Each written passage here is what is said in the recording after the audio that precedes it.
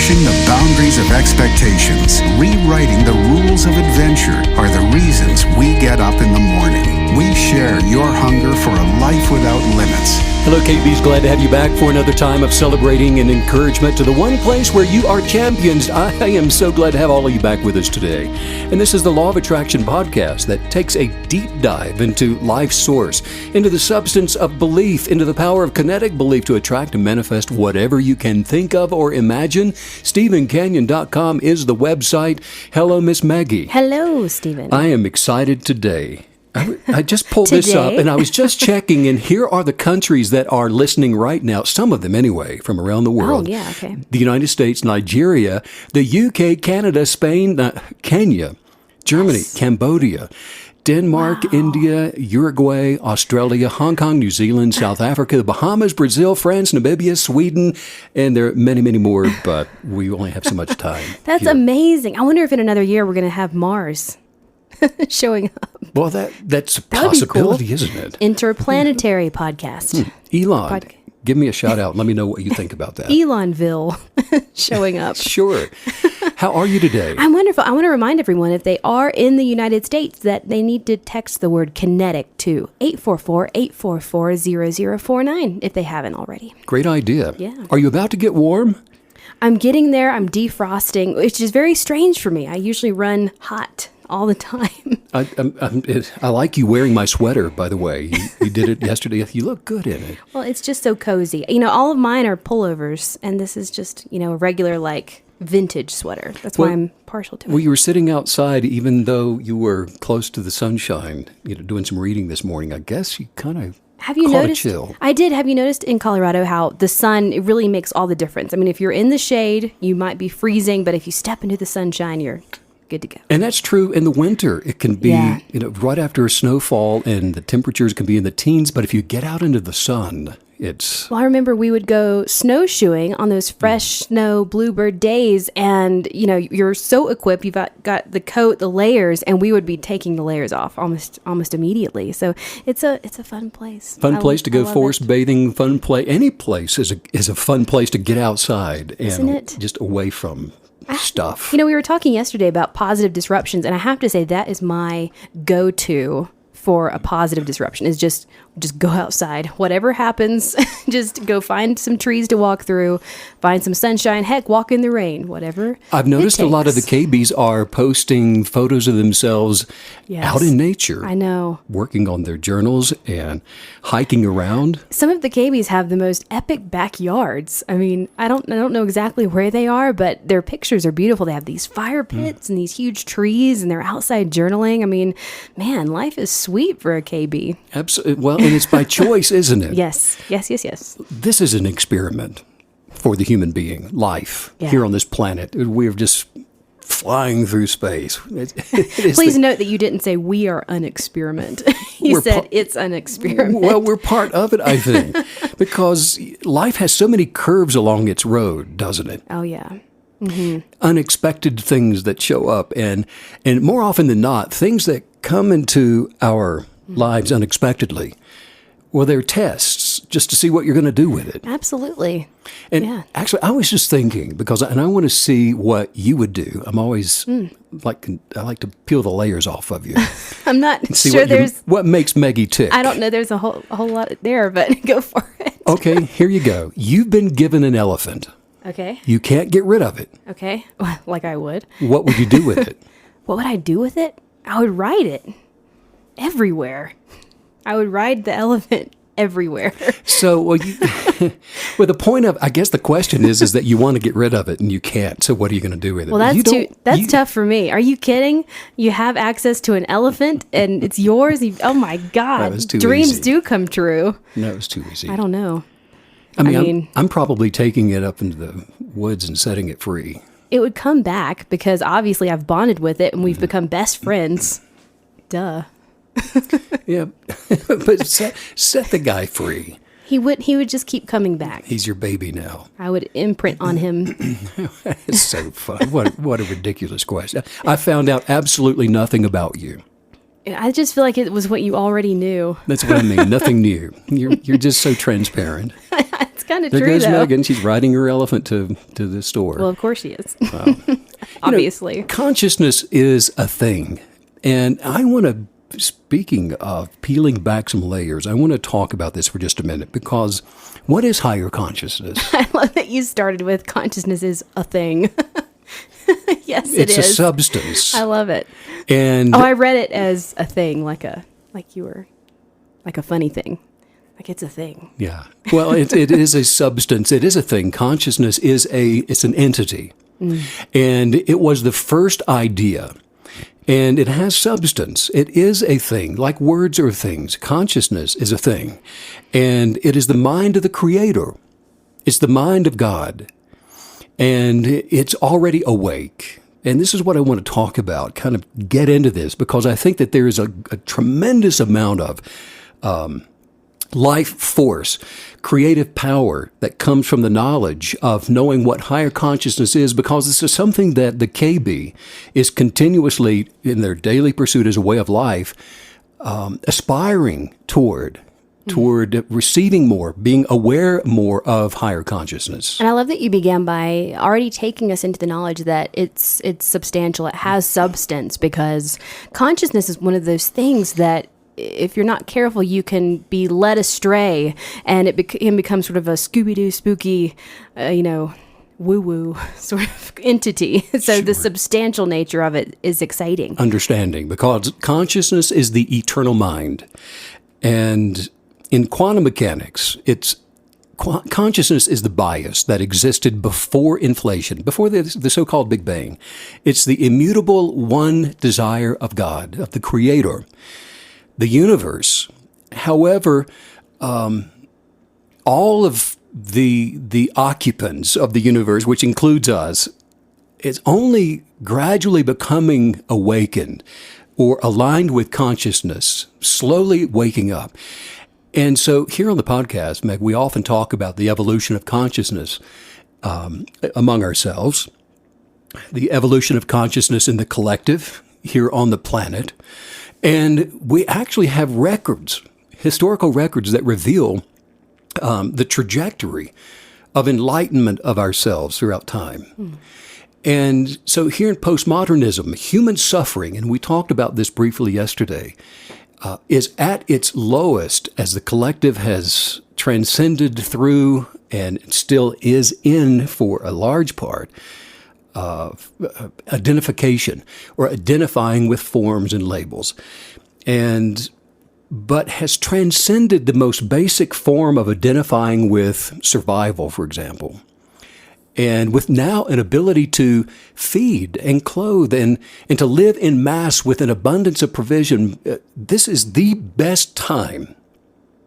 We're living in the greatest time right now on planet Earth for, in mass, humanity to be able to feed itself and clothe itself. This is a grand time in the experiment of the unveiling of humanity's awareness for its ability to self-sustain.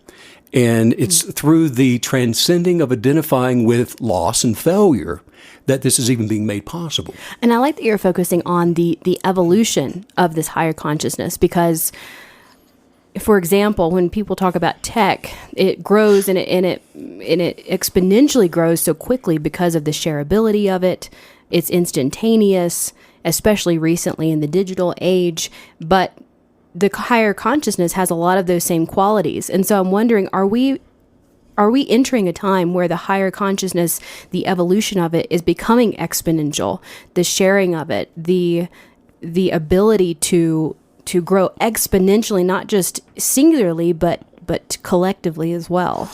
Yeah, we are historically in time-space continuum. We are entering into that phase. However, consciousness itself is timeless, in that it was before there was time. And so consciousness itself doesn't evolve. It's more than the universal mind. It's the creative mind of the universe. It was first. It was before the universe. And this is where a lot of people become confused. They think that it is the universal mind, but it is not. It's more than that. Without a bias for design, the cosmic potentiality for forms in the universe, it's non-existent. Every single form has a design.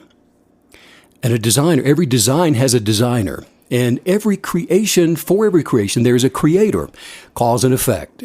The particle responsible for establishing the desire, as we know in quantum mechanics, is called the Higgs boson, or it's the God particle, which permeates all of space and time.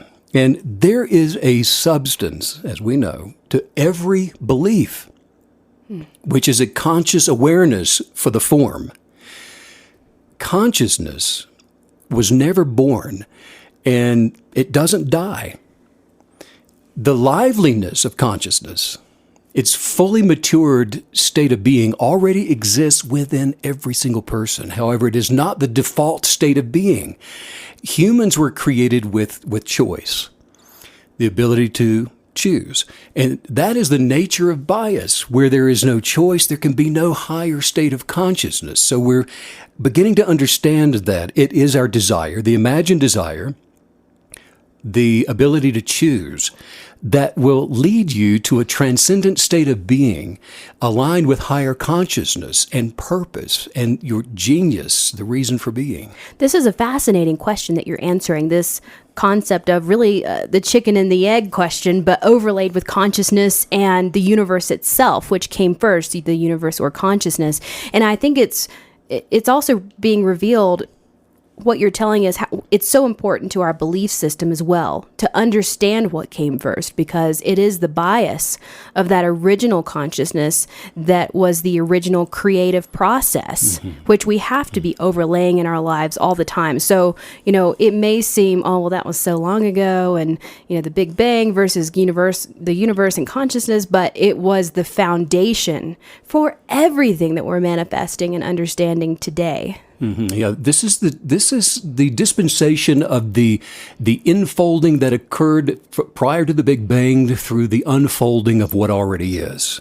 And how are we able to personally? I mean, I don't want to oversell my place in the universe, but I'm wanting to overlay my ability and the ability of my bias to create with the original bias's ability to create the universe itself? Yeah, well, great question, because in that the mind, and you're talking about what came first, the mind of the creator was the first.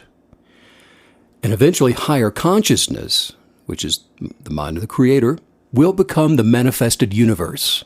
We're in the evolutionary process of what is contained within time, space, the continuum, being as it morphs through to reveal what is the higher consciousness of which you are part of.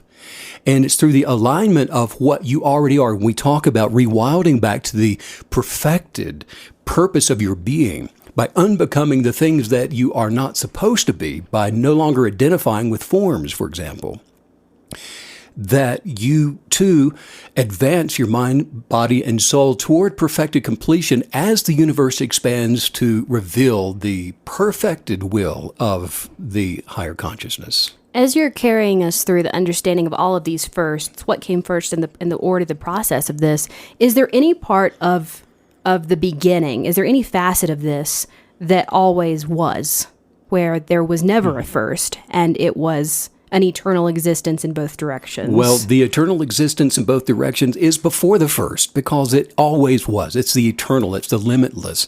Is that the consciousness? That's the higher being of consciousness. Okay. That is. In the study of all things created, for example, within time and space, within the universe, it is apparent that to be subject to time, there had to be an evolutionary process of awakening, which is growth, which is expansion, awareness of self.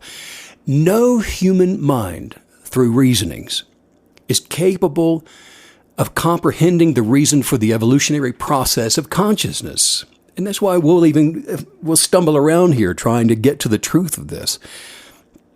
It's as philosophical meanderings have occurred through history, and all of the religious dogmas, which we have many conversations about between the two of us, all of the scientific banter, the curiosities, and the experiments, and the formulas, the theoretical perusings of possibilities, all of that stuff. And all of this, what all of this has revealed after 6,000 years of asking questions, is that we have glimpsed higher consciousness within ourselves, and we've even become an awakened participant in it.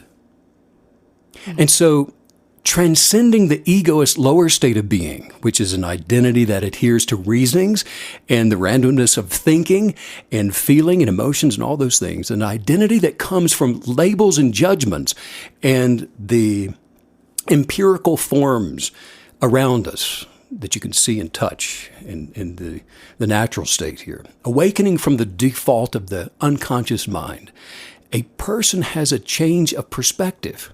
Yeah. And we often will say things like, you just know that you know it and you're knower, or it's becoming you and you're transitioning and it's just like a veil being removed and you can see clearly and you're wondering, why don't other people get it? How come why can't you see what I see? Yeah.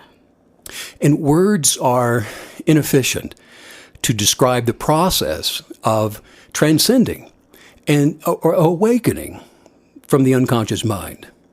And so as we have this change of perspective and the veil is lifted from awareness, the awakened consciousness is aligned with the intelligence, with the organizing desire, the master designer, the love behind the manifestation of all form. You mentioned the musings of the philosophical musings that have been a part of this evolution. And then you also took us through this very natural experience of awakening. And I have to say, in my own journey, there are parts of this that I can understand cerebrally, but there's a very real ceiling to that. And then when I establish and experience true awakening, it's typically through the process of creativity.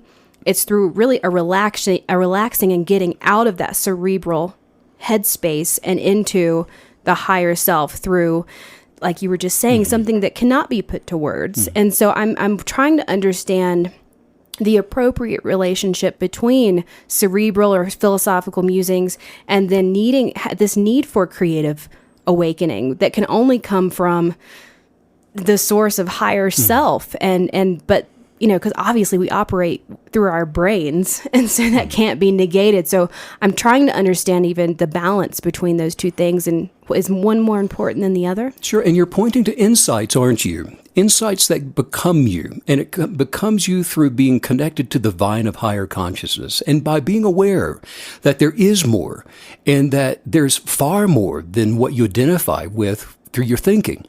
For example, the mind of the Creator has been preparing forms in the universe for billions of years now, so that its completed, perfected desire, that of the Creator, will be eventually thoroughly, perfectedly expressed through forms, through life, through human beings, in the fully manifested form of perfection, in full, complete relationship, unadulterated, unbiased, and unveiled relationship with creation as it is meant to be.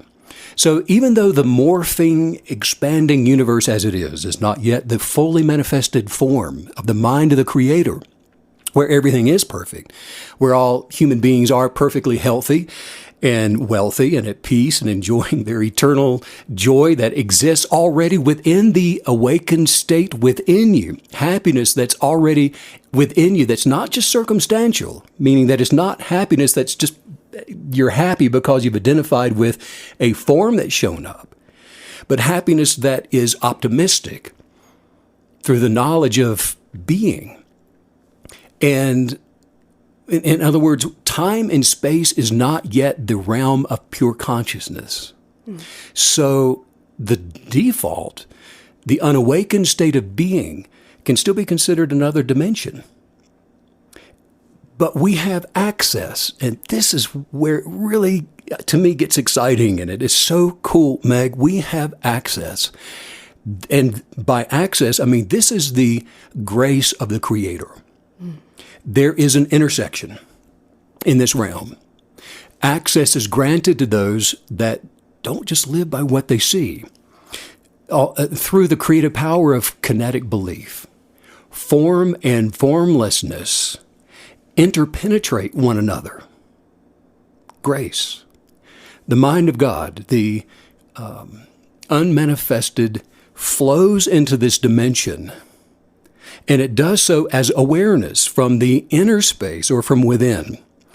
That unction that you get, the intuition that a person experiences, the serendipitous moments. Well, I just need to go down to the plaza. I don't know why, but there's an unction that's speaking to me, and it's coming from source presence.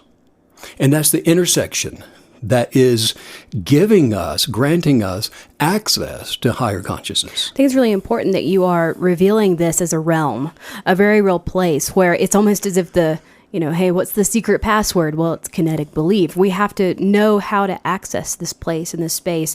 And the idea of a realm is so hopeful and so exciting because it's a place we can enter in and live there and abide there and reside there and live out our earthly existence in that space. It is possible. Yeah, it's available to us, isn't it? We can access it. How does Source do this? It's through the human form that's looking within to become conscious, looking within to awaken, and as such begins to purposefully fulfill one's destiny of relationship with the abundant life and a relationship with unconditional love. And that's the energetic that is manifesting itself, making us aware that there is a realm that is accessible to us, and we liken it to unconditional love. I really like that to enter into this space that you're describing.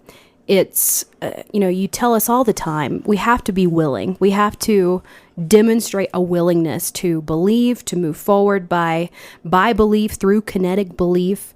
And I like how completely opposite and separate that is from, again, that cerebral way of living. The world wants to tell us your IQ is this. Are you a good test taker or a bad test taker? What are your scores in school? And now that is your value, and it reveals all that as total BS that has nothing to do with our identity. Our identity is a willingness to accept, a willingness to be aware and believe. And that allows us then to move into this realm that you're telling us exists. Right. And that's why I grew up thinking that every test was just filled with trick questions. Me too. Always just say, you're trying to pull one over on me. And we talked about it. You come up with an answer and they'd have to give you an exception to the rule. I would literally, write out all of my, beside each ABCD, I would say, well, it would be this if this is true. And it just so happened that, yes, that is also true. You're Gotcha. tricking me, aren't you? So thank God for kinetic belief that it's real. We can function. But that's what's so cool about this, though, is that because the human form, of course, which we are of, was created in the image of the abilities of the Creator. We have the same ability to imagine, to desire, and to kinetically believe, and to attract, and to manifest, to actually literally manifest from the formless into form, into being. We can, through the adherence of a kinetic, immovable belief, the energetics of that. And this is proven religiously, and this is proven scientifically in quantum mechanics and through particle attraction and through quantum entanglement, all of these things. The substance of your belief, when it is not double-minded, and you see it and you believe it in the present tense of the moment that you are existing in, withheld in that attractive, energetic state of being, manifests and changes circumstances. We were created in the image of the abilities of the Creator to be able to do the same thing for this higher purpose.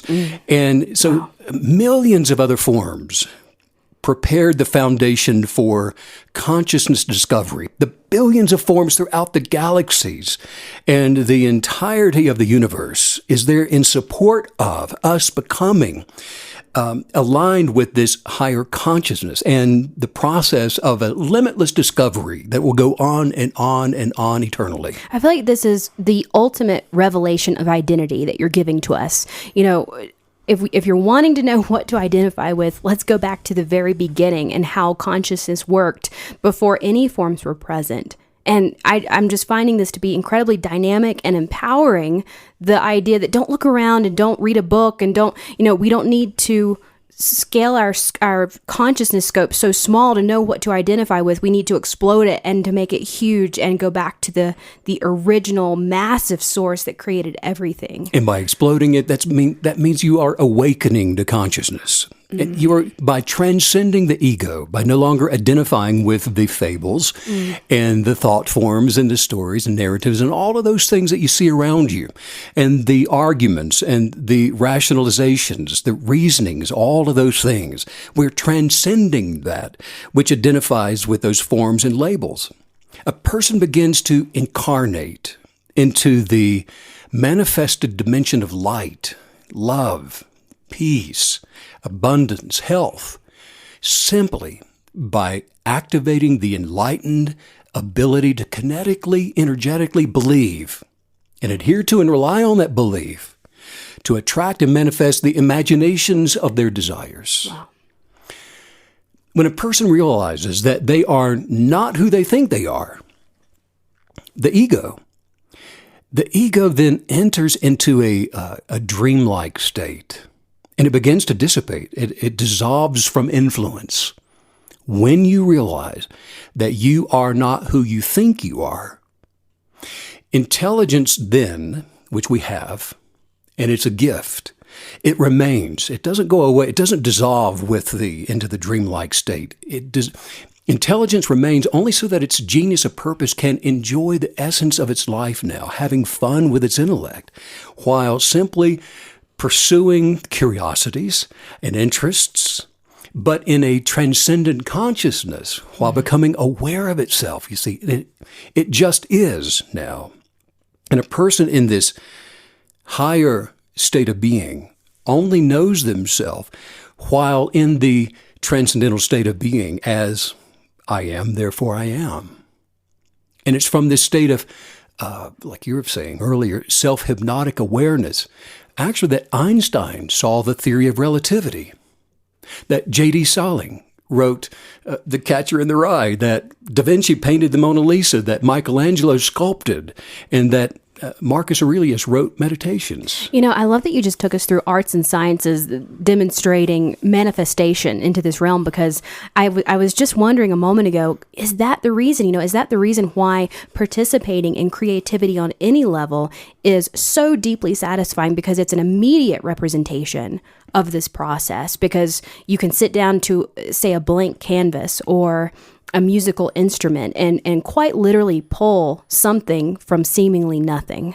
It can be. There are many that will attempt to practice a creative experience, but they'll do it from the mind, and while imitating something that they've seen, perhaps, and they'll sweat through the process, and they'll labor through it, and they'll curse at it, like we talked about. It becomes a point of frustration. Yeah. But then when you can reach that transcendental state, and it doesn't have to be painting or sculpting, it can be running your business, talking to a potential client, going out to dinner with someone you love. It can be life in any of its forms, being experienced from this transcendental state of being where you're not connected or identifying with forms, but you are in the essence of a higher life, a higher being, unconditional love that is accepting life as it is. And then the wisdom and counsel of the non-egoist state of being becomes the guiding light for your relationships. I want to go back really quick to, you mentioned how when you go through this process, the ego enters into a dreamlike state. It's dissolving, which I find to be, very exciting, because I think many times the ego can seem like an insurmountable hurdle toward living our best life. And so remembering that, I want to make sure I understand this accurately, when we pursue higher consciousness, when we pursue this appropriate bias to create our life and to live our life and evolve in this way, we don't even have to think about the ego. And I guess we have to develop an awareness to make sure we don't fall back into it. But we don't have to worry about it. Right. Because when you think about the ego, you're in it. You go right back into it. And, right. And I love the analogy of the hurdles. What is a horse doing as it goes over hurdles? It's trying to get somewhere else. Yeah. And a person who is living outside of the present moment is living somewhere else. They are constantly or continually jumping hurdles, trying to overcome obstacles, trying to navigate through difficulties and problems that they're focused on. A hurdle becomes a hurdle when you see it, when you focus on it as a problem that needs to be lunged over. And so someone who's living outside of the present moment, who's identifying with the past, or they are identifying with being someone else, a label, becoming a professional, whatever it is, being someone or being somewhere else, is dissolving themselves into form, dissolving the higher being. In other words, pushing it off to dissolve into the form of an identity. And they're becoming identified in their life with forms. And the only way out is to unbecome what they've been judged to be, what they're judging to be. The only way out is to rewild themselves back to their original essence of being. Your description just then of what it's like to force ourselves into a form that we have no business identifying with or being in. Do you remember in Boulder, when we lived in Boulder, Colorado, there was a man, and he was out there every day if it was warm in the main thoroughfare, and there was this tiny little box, and he would put himself inside the box. Yes, yeah. And it was like a clear. How big was the box? Like he's still there too. You know he is. Yeah. But how big was that box? But I'm just that visual of him cramming himself into this contorted form to fit in this tiny little box. What a perfect analogy for what you're describing. Contortionist, that's what he was doing, right? I just see it. That's what we're all doing when we participate in that. Sure. Yeah, that's so true, isn't it? But to not do that requires a certain determination, doesn't it? You're going to have to determine that, you know what, I am willing to do this. I am willing to not be a conformist. I am willing to not live by what I see. I'm willing to look within and to be brave enough and to be bold enough, to trust enough, to let go enough, to be open enough, to be grateful enough, to experience life from the descent of the divine and not into matter. That is such a powerful. Oh, you took me there, Steve. I mean, the courage that it takes to embark on the journey of kinetic belief. It must be there, and you have to be brave because you don't know what you don't know. That's the whole point. It's the Lewis and Clark mentality of they don't know. They went to map it out in the first place. You don't know what's around the bend, and so you have to go by belief. And I know that when I first became a kinetic believer and started to understand this, you don't realize the massive divide between your egoist self and your true highest self. You don't realize that it's that stark of a contrast. And when you finally reach that place, it's going to be so far from where you began. Because when you first start, you think, oh, it's not that different. It's just a little different. I'm going to feel a little better. Life will be a little better. But it's just... The contrast is mind-blowing. And the beautiful thing about the contrast, too, is it seems like it's this enormous gulf that somehow cannot be, it's not transmutable. There's no way to get from here to there. Yeah. But it's as close as you're within. Yes. It's in the presence of you. You simply have to turn your attention toward it. Yeah. Because not to do that, one continues living life at the earliest stage in the evolution of the universe. But choosing not to expand with it and to grow and to go with it. People who live unconsciously, like we're talking about, they remain aloof, and no one that is by choice remaining aloof to the evolutionary process of becoming enlightened and transcending the egoist state has a formidable excuse. Now, you can claim to be a victim. You can say it's their fault. You can say it's whoever's fault, circumstances. I was not born with the silver spoon in my mouth. Never have understood that one. But anyway, you can say all of that. I was born with the plastic Scooby-Doo spoon. Well, there you go. Well, then you've got every advantage. But no one has an excuse. Within every single human being, there is a knowing of the higher source. There's a knowing. There's a knowing, yeah. And actually glimpses of awakening come in the form of unctions along life's path for everyone. It's like a compass that says, hey, this is good for you. And wait a minute, that's not good for you. That's bad for you. There's a knowing, there's an unction that everyone receives, regardless of one's willingness now to embrace their higher self, to cast down the ego's lowest forms of being. The Creator's bias still comes in the full force of manifestation at the moment and will still happen. This is where all of life, the entire universe is headed to this moment, to this intersection. This is going to happen at the very moment of the dissolution of an individual's form. That is to say, at the very moment of their death, the empirical separation from form of death. At that moment, the next incarnation, absent the identification with form, begins. It will happen. You can have days of those experiences, though, before that happens, if you choose. On our planet, Meg, the human ego represents the final stage of universal sleep and as such, the identification with forms.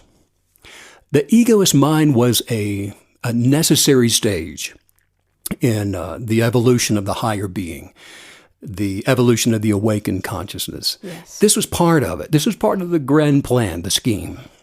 But now here's what's exciting. And this is what keeps me going, and especially if you have received an unction and have tapped into higher consciousness, and so many have now. Mm-hmm. Yeah, your human brain is a highly differentiated form. It has built within it a belief mechanism. All of us come into the natural as believers. You don't believe that? Well, you just proved my point. You believe that. We all have a believer built in, a mechanism for that, through which the awakened consciousness will enter into this dimension. Now, just as a side note here, and this is fascinating, your brain contains approximately 100 billion nerve cells that are called neurons, about the same number as there are stars in our galaxy. Imagine that. Which actually, our galaxy, you could see it as a macrocosmic brain, identical in proportion. But the brain doesn't create consciousness. It's a simplex conduit for the mind of God. Yeah.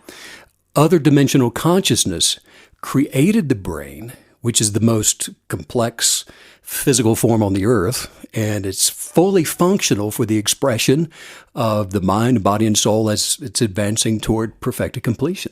So we are absolutely then supposed to see ourselves as a conduit for higher consciousness, and which I think really will help us in understanding the tools of that.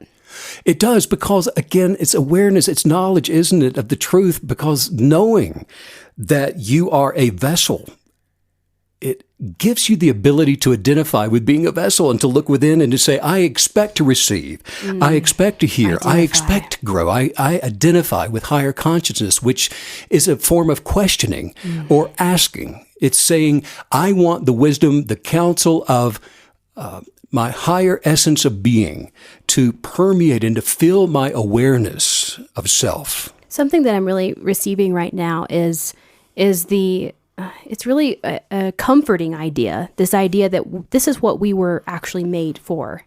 And we were created to be a conduit. We weren't created to, go to a 9-to-5 that we hate and talk to people that we don't enjoy talking to and and keep generating this form-filled experience that's so far off of what we were originally intended for.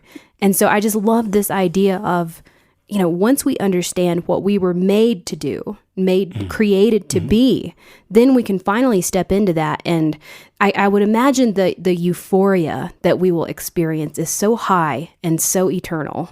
That's it. That's true. You will be able to experience the euphoric, eternal destination while you're here in the land of the living, because then you realize that you were created to love going to work, to love doing what you do, to love speaking to people that you unconditionally love, which then changes the place you're going to work and changes the people that you're working with and changes your circumstances in your life and your health and your abundance. And how exciting that we can finally just move ahead in life, just knowing how to actually use our brain, how to use our higher consciousness, how to use our physical selves.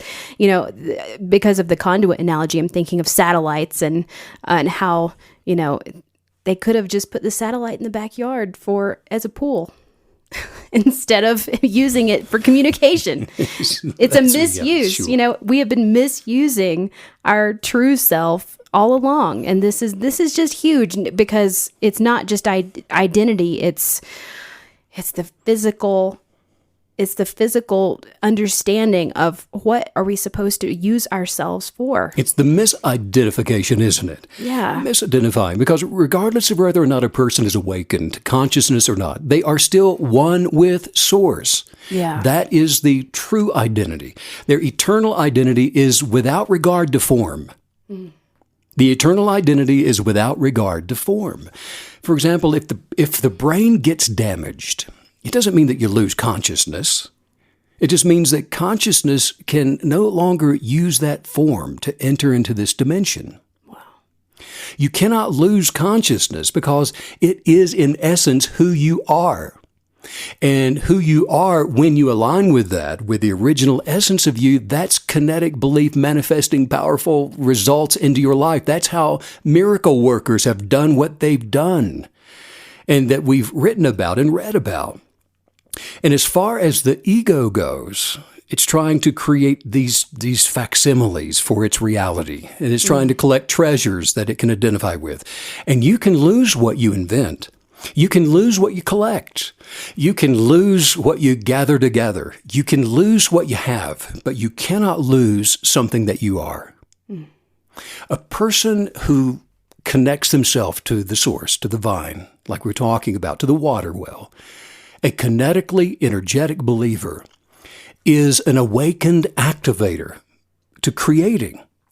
A KB is elevating to the next state in the evolution of awareness on this earth. And this awakening has become amplified. And the more dysfunctional the ego becomes, in fact, look, we are at the end of the evolutionary stage of egoist thought forms. We're here at the end of that. We have a parallel that illustrates the evolutionary process of awakening, and it does it so beautifully. In the same way that a caterpillar becomes a hyper dysfunctional creature just before it transforms into a butterfly, so it is with human awareness. The closer that we get to the end of the collective's present evolutionary stage, this postmodernistic point in time that's being revealed, we're entering into the new beginning of transformation. And you can see it happening so quickly, can't you? Worldwide. The more dysfunctional the egoist individual, and actually the collective, is becoming, the new consciousness is beginning to arise while the old one is dissolving. And we are in the midst of an exciting, a tremendous event in the dispensational evolution of human consciousness. But I can tell you this, that they will not be talking about this on the news tonight. I wish. Breaking news. Higher consciousness Would that be sweeping the nation. Well, maybe this should be the news channel. I like it, yeah. Because the state of identifying with self, with source on our planet, and I believe simultaneously in our galaxy, and I actually believe even beyond, the universe's awareness of itself, consciousness, is awakening from the illusory of forms. And something that I find also very hopeful is this concept that you've revealed to us today of that we all have, everyone has a knowing. Everyone is embedded with a knowing of higher consciousness. And so when we do have loved ones, when we do have friends, family, acquaintances, that we want to bring them into this mode of awakening, I love that all we have to do is remember that that's the reason why demonstrating kinetic belief works so well, because you are you are communicating with the knowing that's within them. We don't have to go around, sort of bashing everyone over the head with kinetic belief. That's why that works. That's why demonstration works. And the beautiful thing is that you don't want to have to do that. You don't want people that you love and care about to disappear. You don't want them to become something totally different. You love them for who they are outside of the forms that they're identifying with that decay and distrust and go away. Because this doesn't mean that transformation doesn't mean that galaxies and the planets and the earth are going to dissolve and cease to exist, even though many will continue to reform and to dissipate and regenerate. But what this does mean, however, is that the higher consciousness will now begin to create new forms in the expansion of perfection without losing itself in these forms. Human beings in the fullness of their supernatural state of consciousness can remain aware of themselves. You can remain aware of those that you love and the other personalities as they are, even while we create new experiences playfully and without consequence and without forms. Why should awareness continue to create and experience forms? For the enjoyment that we're talking about and for the adventure of an endless enfolding of possibilities. Awareness of the limitless is the substance of unconditional love doing what it does. The desire, the mind of the Creator, expresses its desire to its creation through the dominion of awakened human beings who've learned the meaning of transcendental doing. Creative action, that is the alignment of your formidable genius of purpose with what you put your attention to, in harmony with your inner purpose. And this is the awakening and the staying awake through applied kinetic belief. Through the creative actions that we choose to take, we release the absolute of you with Source into the expanding purpose of the universe. As a kinetic believer, the mind of God flows through you into your relationships, into your business, into your sculpture, into this world. It flows into your thoughts and inspires them. It flows into your health as divine source, into your forest bathing hikes, into your delight in the scent of a flower, into what you do. The wisdom of enlightenment guides and it empowers you in every step of life. This is why Albert Einstein said that if you want to change the world, we have to change our thinking. No problem can be solved from the same consciousness that created it. We must learn to see the world anew. Wow. And how you see your life anew will solely be determined by your willingness to cast down reasonings, to cast down how you've been thinking, to create new articles of faith, to blueprint your present tense state of higher consciousness, extracted from the mind of love itself, and to accept nothing less. Just say this: I'm receiving new and inspired imaginations. I am receiving new and inspired imaginations. For my best life. For my best life. My Creator imagined me. My Creator imagined me. To be prosperous. To be prosperous. So I deserve everything I desire. I deserve everything I desire. I love who I was created to become. I love who I was created to become. Unconditionally. Unconditionally. Today I am advancing. Today I am advancing. To become a better, healthier, stronger, happier, wiser me. I deserve to attract unconditional love. I deserve to attract unconditional love. Just for who I am. Because I am love. I deserve to attract the substance of happiness. I deserve to attract the substance of happiness. Because I only imagine. To be happy. I deserve to attract success. Because I only imagine. To be abundantly successful. Life is beautiful. I look for the beauty. That I imagine to see. And it surrounds me. Everywhere I go. Everywhere I go. Wow, I cannot wait to take everything we've learned today and infuse it into a creative weekend. I'm going to be painting nonstop. I'm so happy for you. Yes. I can't wait. Powerful, powerful. I'm definitely going to be re-listening to this during the week, and make sure that you go to stephencanyon.com to check out all of the beautiful resources that we have for you there. Have an inspired, productive, imaginative weekend, and we'll see you back again on Monday of next week, and sending out so much love, so much light to all you KB creatives all around the world. Thanks as usual, Steve, for all the wisdom. Bye.